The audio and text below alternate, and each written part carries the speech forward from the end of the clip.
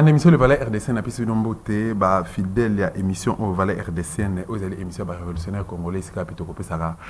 La vraie information pour la République démocratique du Congo, 70 ans après, tout continue toujours dans tâtonnement. Venir à Afdel le 17 mai, où Bambamaki et pas le peuple congolais quoi libérateur parce que qu'on se le dise, Babayaki, peuple congolais, peuple les aéros à l'époque, Abayaki, je suis à Maréchal Mobutu, Ambaki Bango le là-bas, libérateur, mais les loba même l'Ikama. Est-ce que tout le monde va détruire, va déstabiliser sécurité, économie, éducation surtout, il y a Bayi et Kolo Congo démocratique. Voilà pourquoi tu as mis pour la mine moi Namboka,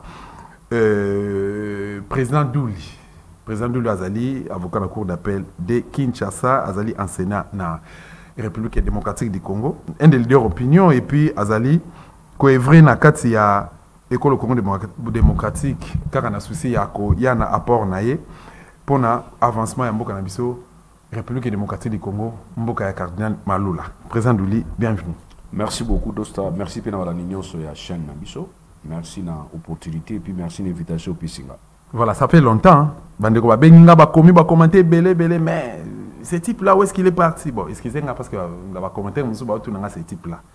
Il y a un peu interprété mais ton président là, la personne qui toi tu appelles le président Douli, il est parti où? L'analyse n'est parfois tout ce bien que Alinga Ropé sa position a été.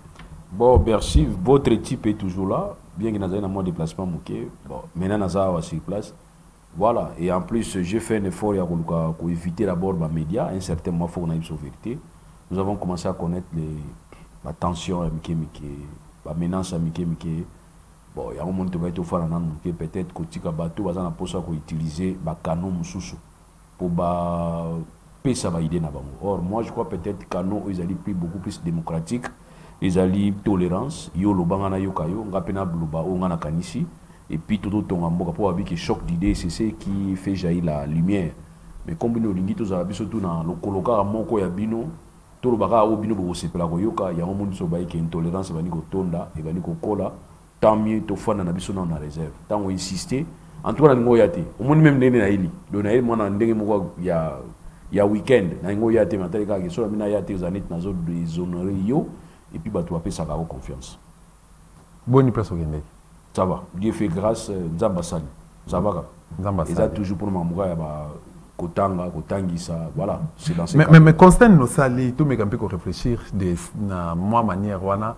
Tout ça en faisant plutôt les titres comparatifs par rapport à place Oyo Kende qui pour ne pas citer place Ango, place Oyo Kende qui wana na réalité dans la République démocratique du Congo lelo. Bon, ce qui est vrai, tu as un retard, hein? RDC est en retard, mais ce qui est encore grave, c'est que RDC tu as tout potentialité ils allaient mais toujours va transformer en côté. Et comment satisfaire les besoins à Batou. C'est ça l'erreur Nabiso. Donc Batou est allé, mais malheureusement potentialité ou tout ça toujours pour transformer en côté. Parce qu'il y a des problèmes vraiment un problème très crucial dans RDC amis problème de transport. Autorité qui côté musuba embouteillage mais vous sentez qu'il y a plusieurs moyens et puis il y a plusieurs voies. Il y a sortie au cas où nous avons à disposition pour éviter embouteillage na kota boyer ou carrément opter pour un train. Voilà, donc pas Nabiso que tout on a sauté de mouton, sur saut de mouton, nous avons déjà dit qu'il faut résoudre des problèmes. Parce que saut de mouton, ils ont dit pont na kati banzela. Soko mati aux alobijos sani no kita. Or saut de mouton tout le monde a dit pays n'est pas Côte d'Ivoire, tout le monde saut de mouton n'est na niveau poto. Au côté na kati ligne oyo, au bimi na ligne mususu sans que aux on a ligne bisiko zalaki. Mais au soge ya like saut de mouton à 24, au mati likolo, aux ana boulevard. Au sauté à 24 après au quitter sur le boulevard liboso na yo des années voilà il y a autre que tout ça a potentialité malheureusement tout a richesse malheureusement tout est transformé en côté pour satisfaire besoin de la population. Dans la Congo République démocratique du Congo 58 ou 60 ministères 500 députés dans l'Assemblée nationale 600 sénateurs Régis Ozola Nanga et Sungabiso 500 députés nationaux et puis 107 sénateurs, tous en a 26 gouverneurs, na 26 provinces. Sur le Tali Congo, il y a les Tali en Oboy. S'il faut dire un mot en tant qu'un citoyen congolais ou un leader et opinion. L'erreur est ça que ceux qui toujours se concentrent tous, c'est pas à Moutoumoko pour appeler sa solution à Congo. C'est l'impression que j'ai dans Congo. C'est-à-dire c'est comme si Moutoumde Moko faut appeler sa solution. Et on va le dire que Moutoumoko pas dans la vision. yango moni bato mususu balobi ke azala maye mutu yango alobi ke bato mususu balobi ke azala mayele te, il préfère aller se cacher derrière la vision ya mutu moko. C'est ce qui pose problème. Mais au tout le monde a dit plan Marshall. Bien que combo plan Marshall, les a plan Marshall, mais plan on les a discuté avec tout le monde et adopté par tous.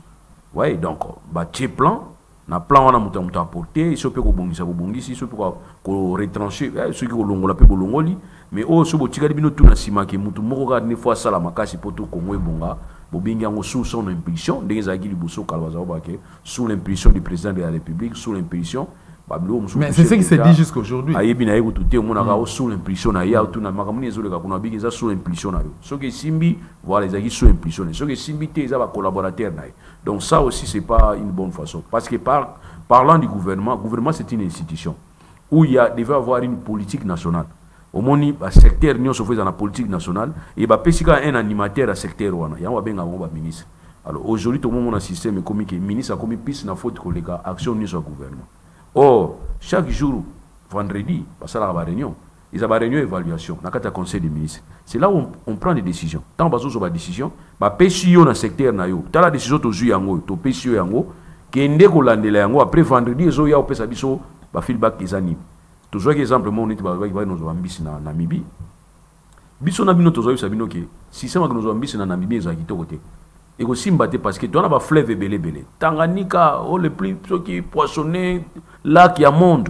Mais tu as un Tanganyika ça biso. Pourquoi ne pas songer que tous les ministres il y a industrie, tous les ministres il y a pêche, tous les ministres il y a ce qui innovation et technologie, tous les bateaux makasi, bateau miner il y a pêche, ni na mona ba documentaire mususu na pays mususu mona bateau miner na pêche, bazo pêcher bilo mususu bazo boire parce que bazana posa na côté, qu'on les fasse ici chez nous pour y permettre. Ils ont opté pour l'importation ambisi. Depuis ça bango ko simbaté. Eh ben le simbaté. Mais aujourd'hui je sais que Balinga on sa ministre moko. J'ai vu aussi que le ministre Moko Alataki, Paul Lelo Toibika, qui a fait foirer biso dossier, on est un ministre, il y a pêche, non? Mais il pose d'accord, ministre a pêche, on s'arrête mabé, on s'arrête mabé. Mais moi j'ai posé la question, quand vous discutez de ça dans le conseil des ministres, tant que vous avez dit que premier vendredi vous discutez, vous jouez la grande ligne, vous ne pêchez pas ministre qui nous sale, vous n'avez pas compris que place où on est en défaillance. Et aussi, il faut que vous mesure. Il y a un lobby que le gouvernement est constitué à équipe. Où ils allaient former un ministre, lequel ministre va sous autorité en premier ministre. Et dans le ministère, ne va sous autorité en premier ministre, chef du chef du gouvernement. C'est lui le chef du gouvernement. Or, dans le pouvoir exécutif, nous avons un responsable exécutif qui est le président de la République parce que c'est lui qui tient le conseil des ministres. Donc, pour dire qu'il y a certaines grandes décisions en Boka, il faut Bimakuna et puis Bimakakuna. Alors quand une grande décision est bimée, on va pas ministre et que le ministre a sali en tout cas, on n'a pas besoin de 3 vendredis pour tout le bagage. Ah oui, ils ont pour rectifier. Mais bino bolexi en ou timo bambisi le kinda boito éviter sous quoi nini parce que qui fait bambisi ngana bisa bango qui poser problème parce que cause la mingi auto bagage qu'on est extraverti. Mais et qu'on continue cause la extraverti so ito limito tika na position on ya sous dépendance. Voyez, les noms de maïs na niveau Katanga. Na lani ni kwa kia wake. Tuzao lia farine ya maïs mususu ya jaune. Ya Kasai babi zuta Kasai. Bazo benga tu benga on peut kala loso ya Équateur. So loso moko so benga loso moko ya. Loso abumba. Loso abumba. Voilà, loso abumba tuzaso na besoin loso abumba ti pour te éviter que tu sois sala kaka. Alors quand vous dites que nous avons des solutions mais vous appliquer la solution, on que vous n'avez pas une solution. Mais dans le discours, oh non, nous allons faire l'importation, mais nous allons encourager la production locale. Mais qu'est-ce que vous faites pour encourager? Pour encourager la production locale, il faut être pragmatique et rationnel. C'est-à-dire quoi? Nous, les gouvernements, tout ce programme pour activer le secteur agricole. Tout celui qui sait qu'il y a un secteur agricole, il y a tout financé, il y a tout encadré. Est-ce que ça va déjà? Rien. Compliqué. Voilà. Voilà pourquoi, président Douli, et alors, il y a autre chose par rapport à la analyse par rapport à la gestion de Félix. Au manqué tellement à Mingi, 5 ans après Félix Mandé Simbi. À quel cas 6 mois. 6 mois alors 6 mois on peut éviter parce que biso pe na compte résistance te loba qui te repé senzela te repé sur occasion te éviter sur 6 mois. Alors, na 5 ans, il y a gestion ya régime Oyo. Bazaki na expérience à 37 à lit. Et nzambe pas là la raté. Bazui pouvoir na ndenge bazo la kiamo. Ce que c'est lelo au côté Félix en termes de chiffres bilan Félix na monoko na yo te no makanisi na okolo bani. Bon, vous savez, c'est pas facile. Hein? Il y a qu'au ça bilan exact, il y a un régime mis en place, surtout ici, en place. C'est très très difficile parce que vous avez dernier des attaques, vous avez dernier des représailles, ou peut-être vous déranger même vie, vous déranger l'esprit pour rien. Ce qui est vrai, c'est quoi? Par le baraboui, ou l'ingouba kumisarate, et mon anaramisu. C'est ça aussi la récite à bilan. Récite n'a pas régime. C'est ce qui fait que au moins muto azo sala. Hein, ndenge kofi alobayi ke koyiba musala ezara spécialement elengi moko. Muto azo sala musala n'est bien. Il n'a pas besoin plus de publicité. On a besoin de publicité. Rien exact. Yo somo basa basa publicité à Serkei. Publicité à Serkei. Serkei qui to ko ngo ba osomba. Donc pour dire que to yebi ki to ko legaga wana biso nso photo salela yango. Récite ezaka, c'est-à-dire obligation na biso na passage obligé yango. Ndenge mona ba bilan de tout ça na bilan na biso. Quand tu fais un très bon travail, vous en avez besoin de ça la campagne.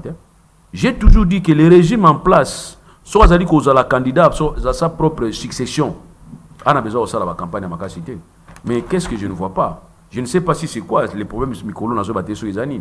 Vous allez voir des fiches partout, au monde a des pancartes partout, au monde a une question au côté des gens dans la campagne électorale ou bien comment? Moi je me pose seulement la question. Donc c'est que forcer à bien un mouvement matraquage médiatique. Donc pour dire tout simplement que c'est que quelque chose ne va pas. Qu'est-ce qui ne va pas? Oso forcer Nandima que osa bien. Mais qu'est-ce qui ne va pas? Laissez-moi faire moi-même les choix. Et on a vu que c'est difficile d'appeler ça bilan. N'a pas bien ou bien té. Il appartient à bateau ça la discussion, ça la discussion, on a ça dans la discussion on a té. Mais n'a l'obliga tout simplement que muto à ça la musa na bien. À ça a besoin de forcer on a ça hôtel la musa na bien. Tu vas voir on a besoin de comme ça raté et mon on a la mission. Voilà, ngana zo sungayo. Est-ce que ce que la sécurité lelo Moko République démocratique du Congo, président de la République commandé entre guillemets moi na Tshisekedi, mais c'est Félix Antoine Tshisekedi de Chilombo. Wazali commandant suprême ya FARDC dans la police. Il y a une patrouille de sécurité à Mboka. C'est le plan sécuritaire. Donc ça n'a pas de problème vraiment. C'est ce que je suis en train d'éviter. Na émission que si on parle de sécurité, peut-être n'a pas blessé peut battre mon sous. Mais tu as quand même tes impressions. Mais justement, il y a un autre ça. Problème de sécurité, il y a un problème il y a une institution à Mboka et puis il y a un problème qui est dans le Libanda. Net sécurité sur les ganettes na niveau insécurité sur le niveau est à RDC.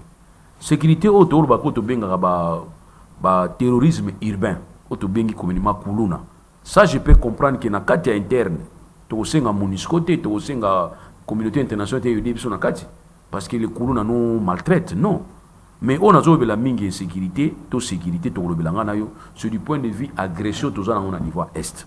Ça c'est un problème qui concerne tout le monde d'Osta. Parce que nous sommes dans une organisation où il y a imposer paix, où il y a ONI. ONI n'a pas d'objectif, où il y a imposer paix. Alors nous avons des principes où tout ça là. Alors quand les principes ne sont pas respectés, nous sommes déjà devant l'insécurité. Les principes n'étaient intangibilité des frontières.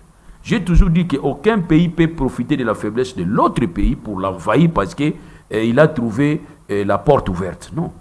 Donc dans notre subconscience, il faut que limite n'a pas kuna tokokota te ata kuna mutu azate mais ce tomoni que kuna mutu azate zo créer biso insécurité biso toza kotoyo on va voir des mécanismes conjoints ou to benga ba mécanismes conjoints il y a sécurité mutuelle c'est comme le mur mitoyen donc tant yo tongi nda ko pembe nanga ngape na zanda ko pembe na yo nous sommes obligés biso mibale réciproquement ya ko se sécuriser alors quand tel problème se pose il y a des principes où ils ont déjà prévu avant que le conflit banda tout est là principe on a so ils ont violé de l'extérieur aussi, on va dire qu'il y a un problème de ça.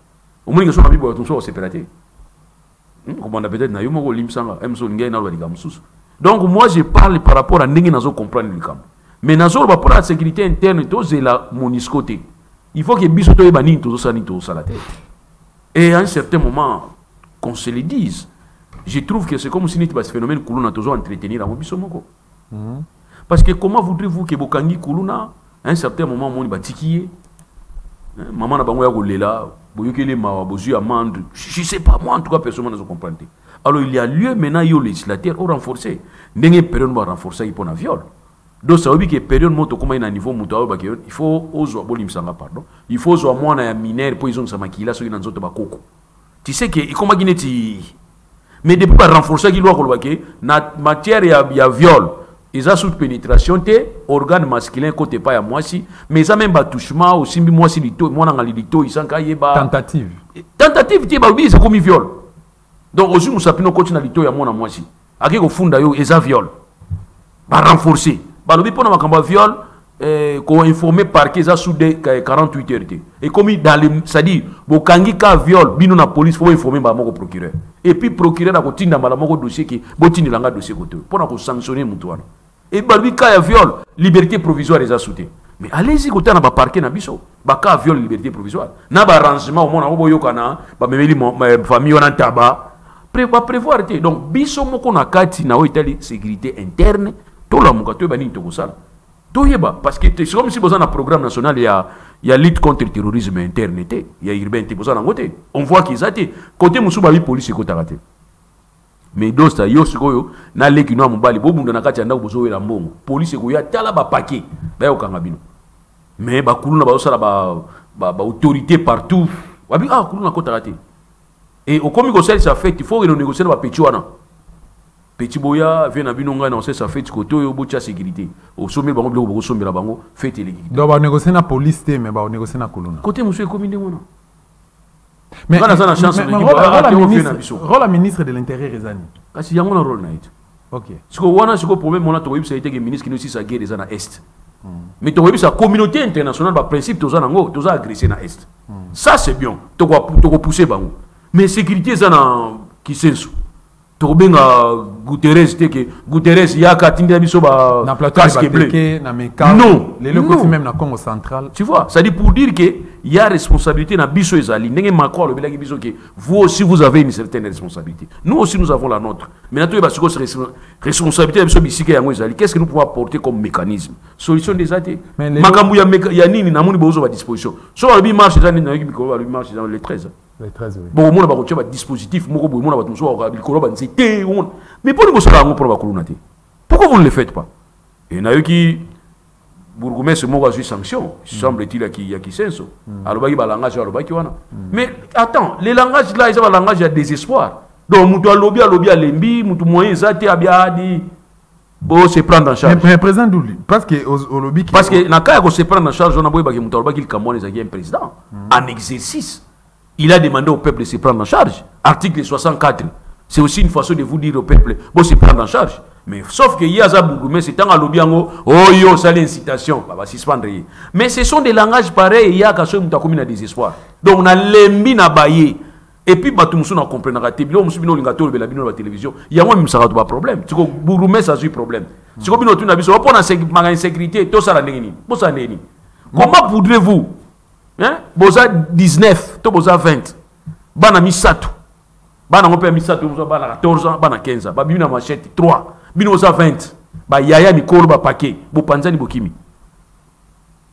Compliqué. Non, moi je me pose seulement la question. Nalobi le côté. Mais na tunika abatu. Boza 20.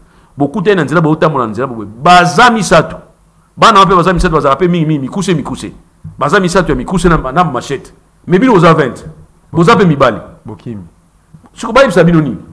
Voilà, merci beaucoup. Alors, il y a aussi un gouvernement, qui a eu problème pour structurer mon thème.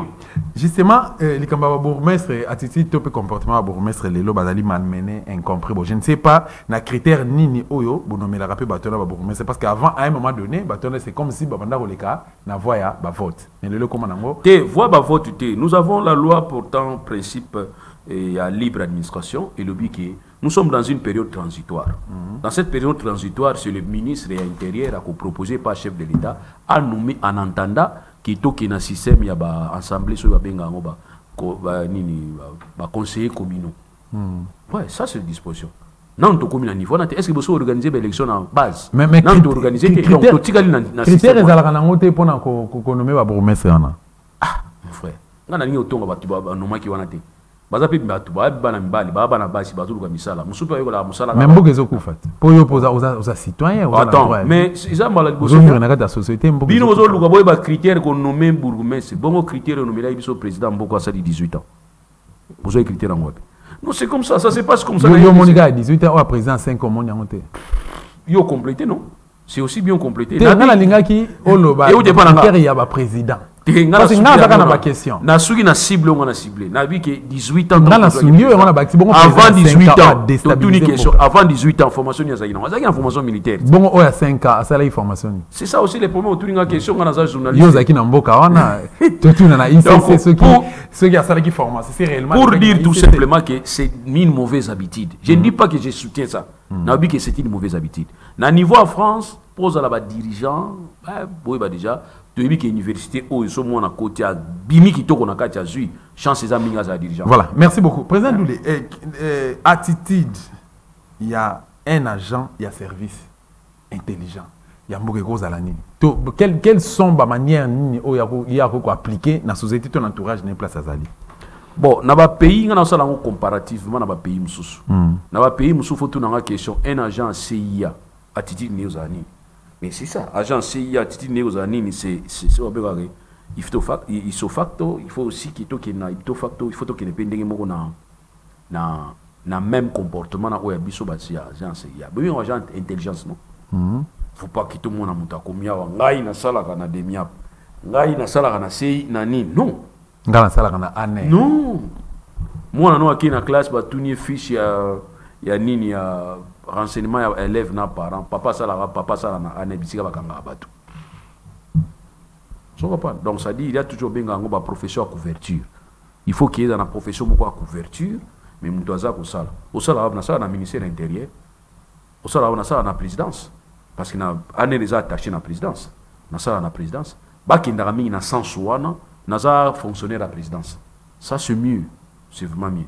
Mais oui ça la marawana bon na mona ils a forme à trafic d'influence. Ni na mona. Ils ont amateurisme. C'est une façon, c'était aussi une façon de s'exposer. Quand on sait les lots, aujourd'hui, c'est comme j'ai suivi quelqu'un qui dit que Barack Obama est sous président Mogate. Barack Obama est FBI. FBI, Barack Obama. Non. Jean, à niveau FBI, service à renseignement, ex-président. Donc, bazo surveiller les icônes ya bango. Ex-président. Les loyaux, Joe Biden pas kolongwa, ba kopesa épée ba nani ba garde corps. Ba kobate que yoza muto itani, yoza ekolonine, o ngana za mu Congo. Alors pour na yo moko ba Congo auto utindi ba kingela kayo. C'est aussi ça la promotion du tribalisme. Mais ngana omona kana fandi boyo, monsieur bonjour, l'état a eu disposition na yo, ba peso ba garde corps. O tout na bango te ba komo na bino fanda ka wapi. Je ne sais même pas ce ba yeba ba kombo ba tuana non. Donc, non, je suis chargé à sécurité, je suis l'officier tel. Tout ce qui est concerne le déplacement, et j'ai mon équipe. C'est oh non, agent. Mais pas Nabiso, ce n'est pas le cas, malheureusement. Voilà. Dans mon image, monsieur, c'est clair, les réseaux sociaux, ça m'a fait très mal. L'équipe même de la chaîne, monsieur, la télévision locale, comment, agent Aner. Fallait pas ça la monsa na bango discrètement. Il question trop. Fallait pas ça la bango discrètement. Bande ko na biso ba ke ko kanga ba bourgmestre. Ba kangi bango ba sécréter ba on a kata ba cacho, ba bandi ko filmer pe ba publier. Est-ce que est professionnel? Normalement na niveau des États-Unis sur les cas qui au mona que Sénat a sali enquête. OK? Na niveau ba pays wana. Parce que baza pe na ko bengi ça facilement ba service wana na niveau to bengi ba commission ad hoc. Na niveau net ya Sénat. Tu vois, il y a une période où il y a Capitole, Capitole, Sénat, Bengaki, il service, mon goboy, na niveau commission, qui presse à côté. Moi, je crois peut-être fois ça la rappelle le roi. Il peut pas les gars. Déjà, il doit faire mon d'hiver. Il va Olivier Kamita qui va faire craser chien. Donc, ils s'occupent ça. Oh, il y a mon boy. Il faut battre la image, il y a service. Souci, ça pour battre la image, il y a service. Parce que le chef de l'État, quand il va dire que nous avons humanisé le service, mais attends, moi j'aimerais savoir qu'est-ce qui a changé. Ce qui va comportement quand les autres ont sous bien les lots. Écoutez, moi je dois me poser. N'a qu'à se poser question dans votre caté. En tant que mutazo réfléchir dans votre mais qu'est-ce qu'il y a? Donc quand on doit vous humaniser, on doit vous humaniser. Et bozo beta tolo ke ba kachonyon so to kangi. Mais on vous dit que tous ces services là ça va OPJ. Il faut dépendre d'un parquet. Donc tout ce qu'ils font là-bas peut ça rapport dans le parquet. Mais quand il leur dit ça, oh non, vous savez que c'est pour l'intérêt sécuritaire. Mais oui, mais dans les cas d'intérêt sécuritaire, il ne faut pas malmener la population parce que vous êtes là aussi pour cette population. vous avez l'obligation de surveiller quoi? Notre territoire, nos institutions et la population.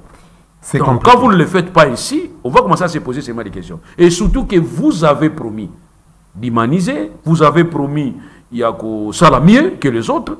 Ben, écoutez, même dans l'élection, j'aimerais que les élections de 2023, ils aient qui toquent les élections dans ce cas. Parce que ce sont les élections qui seront organisées par le descendant politique. Justement, la profiter de l'occasion parce que tout le balcon élection. D'abord, procès électoral, est-ce que et bandit, ils ont fait impression à l'âme n'engue bandit, les camarades identifiés, il y a carte, qu'on doit remettre, les camarades, c'est le mot que j'ai cherché. Est-ce que ils ont fait sa impression déjà à l'âme? Est-ce que service il y a un enrôlement dans l'équipe à l'âme? Ils sont qui responsables?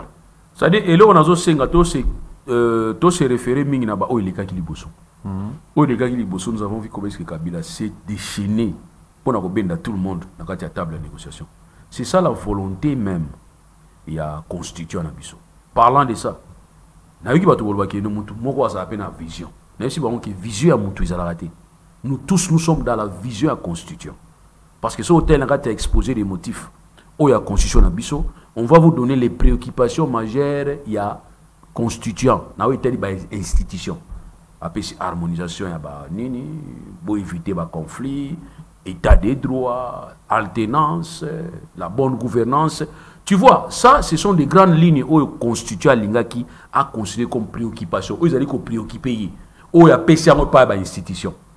Or, tout le temps, il y a une institution. Quand on a exposé des motifs, au monde, il y a une institution, il y a le président de la République, il y a le gouvernement, il y a les cours et tribunaux, il y a le parlement, il y a une institution.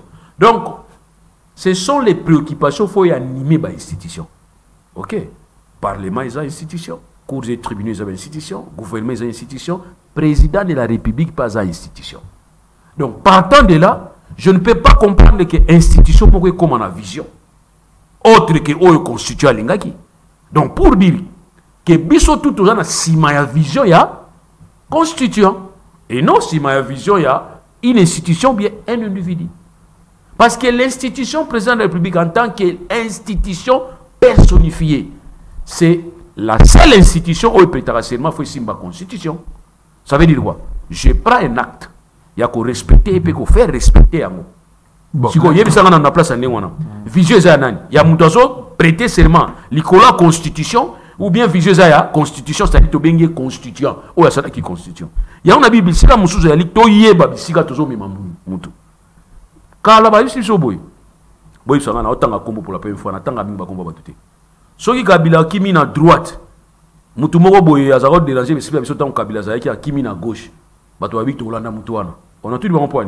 Parce qu'il y a des gens au ba commissaire ba président mabé. Il y a des gens baza ba expert ya ko commissaire ba régime ba tout mabé. Donc il y a expertise na ya ngona ya la régime. So ka yena pas Mobutu kaka ya sala mabé ayena pas Mzee Laurent Désiré Kabila. Aye mabe azaki na pas Mzee Laurent Désiré Kabila, aye na pas Joseph Kabila. Aye na mabe nyonso azaki na pas Kabila, aye na ngosulelo. Batongo ka bango balobaka. Ya na tu ba question. Université ni boko taki popo za ka bino bozonga ka bilongi yango ka izonga ka yango. Balobi que tout ça le système a changé classe politique na biso. Commençons d'abord par changer et les discours et vos visages. Comprendre parce qu'on ne peut pas comprendre mutu moko ne longi moko na ba régime différent, na ba même discours. Moi je ne peux pas comprendre. La politique est dynamique. Oui, la politique est dynamique dans le cadre de Bamakan ici. Que hier tu réfléchissais comme ça, hier, aujourd'hui tu as changé. Mais comment réflexion on a en Kabila? Ils ont tout ça dans lelo et puis ils ont entraîné que tout régime est béba. Moi je me pose des questions. Il y a un moment où ils ont bon le mazagi magicien. Hein, bande ko nanga so muta bon muté mazagi magicien. Ba comme ça qui dit à Krimbara mon côté. Faut les gana ba délivrance, ba kirdam. Et ils auront moins de temps. Mais bino mutazagi magicien baramoko ale pasteur zo bana côté ya. To mutazagi muyibi kala bozo baramoko na église ale. Zo simba gambo. C'est bozo ces possibilités. Il y a on a lobby que bato nyon so ba bongo la mutema. Bo garder profil bas. Naza contre binoté. Vous pouvez faire ce que vous voulez faire. Vous pouvez me dire ce que vous voulez bien dire. Parce que nous comprendre bato ngo mingi ba longo e pa kabila ba yesu na régime. Ba yekutu makasi ko lega susu. Na ba discours na bango akala. Ce n'est pas le moment où on va définir Batou. Non. Ce n'est pas le moment. Où est le moment où on va définir Batou. Kabila comprend que la machine a voté au Kabola Bisso. A bendi bango nyonso, a bendi bango nyonso, a bendi bango nyonso tigre. nous tous, ah, on a chaîne, on disait quoi? Machine à voler, puis le PC comme machine à voler. Mais moi, j'ai voté par ces machines. Et ces machines nous a produit un opposant. Soki, Chadar Alekaki. Mais les Congolais ont déjà balkanisé. Ah, mais oui, je vous dis. Soki Chadar Alekaki, élu président de la République du Congo dans ma machine, Chadari. Parce que nous, il y a des gens qui disaient n'importe quoi. Machine, on est basala qui a un voté, Loulou, que Makomba Chadari. Tout ça, les gens, on avait ça en tête. Donc, il y en a que même gens qui ont changé le régime, mais qui ont gardé les mêmes discours. Et les discours haineux, s'il vous plaît. Les discours haineux séparatistes. Il y a des discours qui sont posés. Mon frère, c'est les moments. Bon, on a posé par toi, non, Tolingi, la président des pères et des mères. Mais ça, c'est automatique. Justement, avant tout, comme on a dossier à loi Tchani, parce que tu prévoyais qu'il y a un gros. Tout à l'heure, l'élection Oyo, qui, comment il s'appelle encore, Kadima, a préparé, n'est pas souka. Tout à l'heure, on a makanisi na biso. Est-ce que, vous assure que, combat vérité des urnes, au Bahi Congo démocratique, Moussoussou, Basalaka, au Latango, na makanisi na Bango, na Makila na Bango, en 2023, ceux qui vont organiser l'élection, vous calculer, combat ou continuité.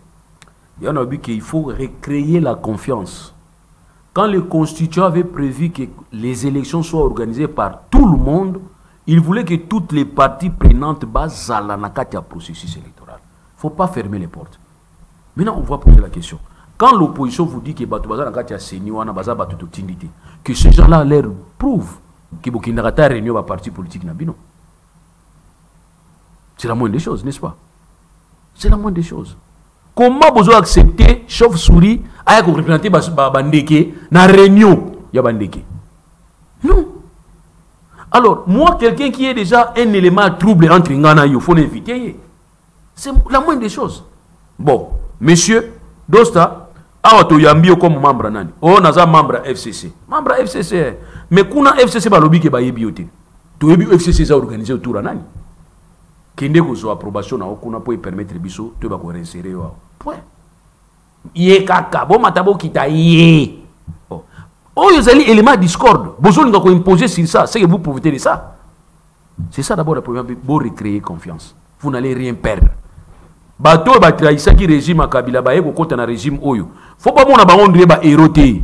Baza dangereux, faut mon abangon ka danger. Mais besoin na bango. Mais bien on peut se bango confiance mo outrance.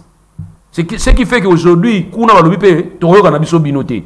Alors, ceux qui botte élément oya méfiance na kati. Vous croyez que vous allez organiser des élections? Les résultats seront acceptés? Mais attends, pour la bango peut bien. N'a pas ça toujours exemple, non? Imagine que moi na moko moi si, hein, molakisi ngaite me molakisi moko. Alingi moi na moko moi si. Moi na wana boyi. Alingite. Et comme les examens moi na zuité. Donc ça moi na olbani. Molakisi na biso ta. Mais moi na zani kizengi. Mais à zuité a raison que molakisi alinga ngana boyaki. C'est comme ça que tu recréer confiance. Tous ces gens-là, au bazar na port à couper sa bisoté pour tous qui na RDC, tous à la tobenga ba on Jonas, to boire ba on mai. Voilà, merci beaucoup. Loi Tchani a posé problème. Loi Tchani a zali un des alliés à IDPS, candidat président de la République na béchance en 2018 et to yebité ezaki inspiration, ezaki amour, ezaki patriotisme, ezaki Asaliango au détriment ya bateau yo obisi to benga bokipa linga kita alors qui est derrière Tchani aujourd'hui il s'est imposé na ba démarche na bandaki ya koluka des pères et des mères ba na ODG République démocratique du Congo Tezwana président de li oyamba ki on dégagné. Bon d'abord il faut répondre qui est derrière Tchani. Derrière Tchani c'est Tchani lui-même. Autant bola kanaye ou la kanaye. Bon celui qui est derrière lui vous posez question c'est que vous muto azan simanaye. Moi je voulais vous répondre par argument. Okay. Je vous dis que Tchani, derrière lui, il est lui-même. Bolim Sanga, pardon, il y a un nitikizengi, netizobazoba. Na réfléchir, on y zobazoba. Mais citoyen congolais. Tchani a l'ongwe awa yusipso gazwa qui nini bourse, n'est-ce pas? Ake ne aura ba machachi church, ba université belé à Tangawan. Donc azwa qui bourse à RDC. A se spécialisé dans iloko moko. Et il va même nous donner une révélation. On applaudit ça qui parmi initiateur et franc-congolais, il fait partie. Vous ne sentez pas qu'on répond dans le domaine et exceller même dans le domaine et puis à l'aise quand il parle de monnaie. Alors, Tchani, maintenant, aujourd'hui, va parler dans un secteur où il a maîtrisé. Il ne faut pas croire que ce soit français, aux intellectuels, aux âmes intellectuels, non. Ni tinga nazalia, naza juriste. Mais nako fongola mulibumuna, nako traiter mutu maladi ta. Ata na bela maladi wana nako biso, kene kutana docteur. OK. Et docteur pe moko ako fongola libumuna ye moko azate pour asala opération na libumuna ye. Alors qu'il n'est pas collègue na ye. Donc pour avoir tout simplement que quand vous sentez que vous avez une crainte, nakati ya domaine moko songolo, bo ke n'est pas bato a domaine wana. Ba ibisa bino ke crainte na biso yango solution eza nini, c'est la moindre des choses. Tchani, j'ai compris. Hein, vieux. Docteur, na comprendre crainte na yo. Mais crainte na yo wana, to so zo la déjà solution. Il y a des solutions na crainte na yo wana. Mais lesquelles solutions toujours appliquées? Même le juge, le magistrat, avant de dire droit. Mais il faut qu'un législateur puisse légiférer. Maintenant, la défaillance, on a toujours remarqué. C'est ce qu'on dit, le fait précède les droits. Nous constatons. Tant que nous constatons, on doit apporter maintenant par rapport au mécanisme. Bateau secteur, mais vie à se déchaîner. Il n'a pas tout à fait tort. Le vieux n'a pas tort. Crainte ou on a des craintes dans la société. Qu'est-ce qui s'est passé? Qu'est-ce qui se passe? Ordonnance loi sur la nationalité congolaise était très dure. Ordonnance loi sur la nationalité était très dure. D'abord, opter pour la unicité de la nationalité congolaise. Et tant opter pour une exclusivité aussi, c'est-à-dire unicité, na exclusivité plutôt, il y a la nationalité congolaise. Pour dire que nous sommes parmi les derniers pays dans le monde où il y a la nationalité moko et pays ezali ko linga concurrence té. Wana ordonnance wana bloqué kinde wana. Et na kati ordonnance wana et ko prévoir que pour être candidat président de la République, il faut la zaïroa de père et de mère. Ça na kati yango ezala kinde wana. Nos frères se réveillent en 2003 pour dire que bazo sepela na ordonnance wana té. Quand je dis nos frères, nous sommes obligés de les appeler ainsi. Batwa Simba Kiminduki. Ils vont commencer par demander, Nani Zala vraiment pédagogue pour vous comprendre. Ils vont commencer par demander la nationalité collective. Pour répondre à ça, bah il y a San City. Bah non non non. Toko pesa bino nationalité, mais toko pesa ngo individuel. C'est ainsi Constitution Abisso 2006 va reprendre le principe, il y a unicité, il y a nationalité, les principes, il y a exclusivité, il y a nationalité congolaise, et puis principe, autobengi, principe, il y a individualité, il y a nationalité congolaise. Ces principes va reprendre dans la Constitution Abisso 2006. Maintenant, bango balobi ke non, et là on a tout separa na côté. To linga ngote. To lingi bo fongola G. Débé bandaki place wana. Na ba o bazako sala makelele wana, certains bazaki ba nationalité congolaise. OK, ba yena ba mouvement ya ba mouvement salama banda ba 58 pour ba kota ba ya ko fanda ko s'implanter na RDC. O tozolo ka mabele na minduki, tozolo ka nationalité na minduki. Na kati na bango ezali pe ba master na biso ba congolais de père et de mère, mais ba beta système Maputo. Comme la nationalité congolaise était une exclusive, ils avaient besoin d'une nationalité pouvant permettre à ce que bazo faciliter à vivre le banda. To bengi bango ba double nationalité. Mais bazali kana groupe na biso. C'est vous allez remarquer ba ministre Msusu tango bayaki ba nommé ministre nzoka zui nationalité na Kalabombi. Tango sali mabe ba nalanda e akimi na ambassade à Canada a sauté mir. Tango to côté l'ambassade à Canada bikeo citoyen canadien. Mais ministre na biso abombaki. Ils étaient tous ensemble. Nakati kuna bazali pe bato bazalaki soifé du pouvoir. Bana besoka to sangana to yoka na to kabula la poste. Bato wana ba catégorie wana basangana ki nakati ya Sun City. Ba yako so nini ba bi non non non. Comme makamba ya o ils posé biso problème. To tia on en assez. To tika on en assez. To ko sala loi moko o ko permettre à ce que et corriger ordonnance loi oyo bino bolobi ki bo sepeli na moté. Bande ko nanga. Sobotali nini Sobotali loi organique il y a 2004 sur la nationalité n'a exposé des motifs ba pesi motif. Barobi boye tellement batouazaro sepela na ordonnance loi wana ya nationalité té. Yango batu ya participant à dialogue intercongolais tozu résolution ya ko suspendre dans le débat oyo pour tout ça la loi organique mususu ba ko ça la loi organique ya 2004 sur la nationalité basali boy nakata loi organique ya 2004 balobi boy nakata loi organique ya 2004 balobi et Congolais d'origine, et tout citoyen, Oya Botami, n'a un parent congolais. Et Congolais d'origine. Babakisi d'origine. Tout citoyen, Oya Botami, n'a un de ses parents. Donc, il suffit que les parents n'aient pas un Congolais, tu es Congolais d'origine. On a la loi organique à 2004. Tu as la constitution d'Abisso. La constitution d'Abisso, l'article 10 est le Biboui. Et Congolais d'origine, toute personne appartenant dans une ethnie, ou qui na RDC avant l'indépendance. Donc, tout le monde a un lien juridique, où il y a des facilité à cause de la nationalité, ou soit par le lieu de naissance, ou soit par le sang, mais tu as une réalité sociologique. Où il y a des gens qui appartiennent à la tribu, qui sont dans la RDC. Ça, c'est la sociologie. Tu as une société, on a définir citoyen congolais d'origine. Au moins, il y a une différence. Dans la loi organique à 2004, il y a que tout citoyen est congolais d'origine, tout citoyen qui est né d'un parent congolais. Basukiwana. Babakité que d'un parent congolais d'origine ou bien d'un parent congolais ni. Babikaka, d'un parent congolais, Basukiwana. Tu as un article, dans le 10, tout citoyen congolais d'origine, tout citoyen qui une personne appartenant dans une ethnie. Donc ici maintenant, pour être congolais, il faut maintenant appartenir seulement dans une ethnie. Il y a RDC. Or, en principe, pour être un national, il y a Mbokawana, il faut soit Obotama Mbokawana, yo Obotami Mbokawana, ou bien parents na yo Babotama Mbokawana ba makila Mbokawana. Parce qu'il y a que deux éléments importants. Il y a Kobotama Mbokawana, na kozala na makila, il y a pas sangus, donc il y a Yus sangus. Maintenant Yus sangus c'est aussi mbatté pourquoi? Parce que nous avons des difficultés à déterminer. C'est un seul de grande puissance en Mbokawana des États-Unis, il parle plus il y a sol qui a makila. C'est-à-dire la primauté à sol sur makila. Il y a Barack Obama, il est devenu président, bien que ses parents ne sont pas des originaires, il y a Amérique.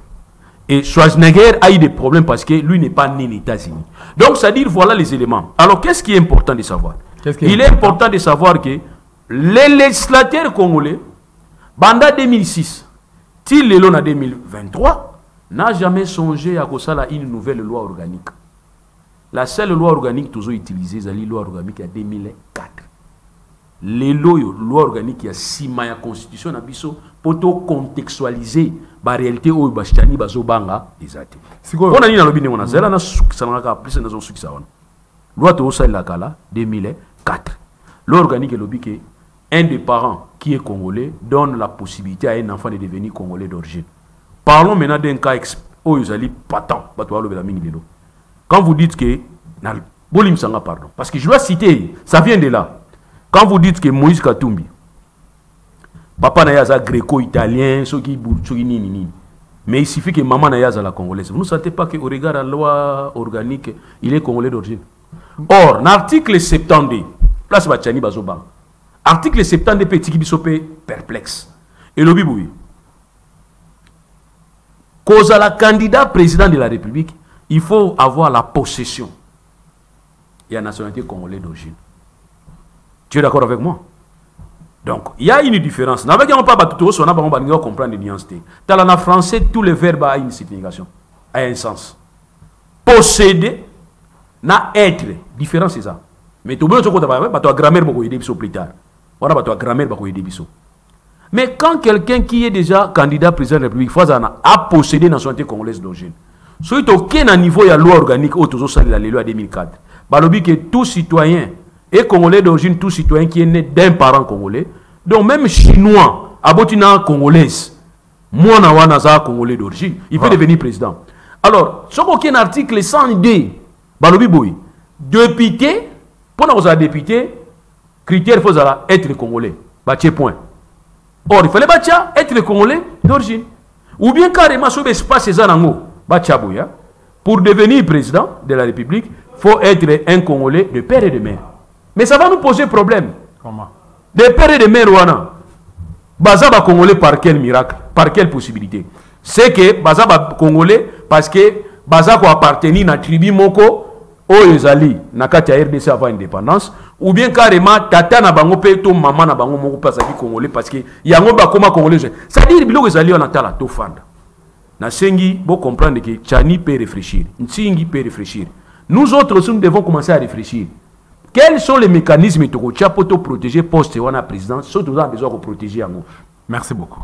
Voilà. Fort malheureusement, par exemple, le article Tangi, où il est bloqué, c'est compliqué. Mais c'est sur Riano dit Moïse Katumbi Lelo, c'est parce que maman n'a pas de nationalité zambienne. C'est de là où les bas blessent. Donc, Katumbi a la paix est fort, soit c'est une nationalité. En bonne difforme, aux nationalité n'a pas RDC, comme ça, Tikala soit homme d'affaires. Ça la partie politique nous on salue mais par rapport à l'Ikamolobi. Ça va, moi je vais bien comprendre. Nga la lingo za la politique té parce que mon débat ils a tellement na sensation politique ba passion ekoti bisengo. Ça dépend côté oza. Mais nga linga za la très katikati. Supposons que Katumbi serait de papa na italiano ne botanga wana ba kombe greco italiano soki nini wana. Juivo soki nini. Après oui maman na za zambienne. Oui. Attends, on a un parti politique dans la RDC. Je sais pas parce qu'il y a un Congo et Congo. Non. Tout la logique envers Ngamokopé. On a un gouverneur. Soit un gouverneur, c'est que le régime Akala est favorisé, n'est-ce pas? Le régime Akala est favorisé. Tu as un régime Akala ici, en 2018. Depuis 2018, il est en 2023. Qu'est-ce que vous attendez pour statuer un étranger qui a un parti politique? Voilà ce qu'on aura la résistance. Tu as la résistance pour tes armes. Voyage au voyage une résistance présente. Il y a qu'une résistance comme ça. Banalise n'a pas idée vous avez reçu un étranger chez vous. Ils ont reçu. Et vous avez aussi parlé avec un étranger. Ils ont reçu. Moi je suis dans votre logique. Or moi la se couvrir na maman na yaza congolaise. Yo isinga gaza zambienne. Donc papa na yaza greco juivo soki italiano soki belgogo yangwana. Maman na zambienne. Donc vous permettez à un étranger dans un parti politique na kati ya RDC. Banda azara gouverneur ti to kolongola régime akala to longoli yango na 2018 biso be na régime akala 2018 to fani na ye atindi pe ba délégué na kata gouvernement na biso to sololi pe na ye. Ah mon frère, attends, l'histoire va vous juger. À quand le prochain numéro? Oh to yamba yo oza la précédé le gola lelo. On a la précédé. To go continuer. Voilà, na quand dimanche prochain ce que vous avez la possible de vous appeler na besoin na yo. Donc, vous avez trahi la RDC. Vous avez trahi la RDC. Ok, ils ont trahi la RDC, voilà pourquoi. Et c'est une Sony, tout le monde a soutenu. Et puis, heureusement, il y a des débats sur les gamins qui ont des difficultés. Interprétation est allée. Ah, mais c'est ça. Donc, tout le monde a Sony à Kolobake. Moi, je peux taper tout le monde. Moi, je suis un étranger. Papa n'a pas juivo, Congo, ce qui n'est pas. Et puis, maman n'a pas zambienne. Surtout, le monde a mis sur votre base, c'est Kabiso. Mais comment vous êtes allé négocier avec quelqu'un qui est étranger? Ça, c'est pas normal. Et vous, vous avez parti. Et puis, parti, il y a un peu de tindikaki. Ministre Kingandi, parti de tindaki. Ministre Kingandi. Et puis, subitement, on se rappelé, Azara Greco, Nino, na Zambio. Il y a aussi des personnes très intelligentes, des acteurs politiques. Il y a des professeurs, des éminents professeurs à l'université, à la partie. Et ça, libre, on va appartenir à la problème d'enregistrement. Ok. Comment vous avez enregistré un parti politique dont l'initiateur était juivo, italiano, greco, zambion.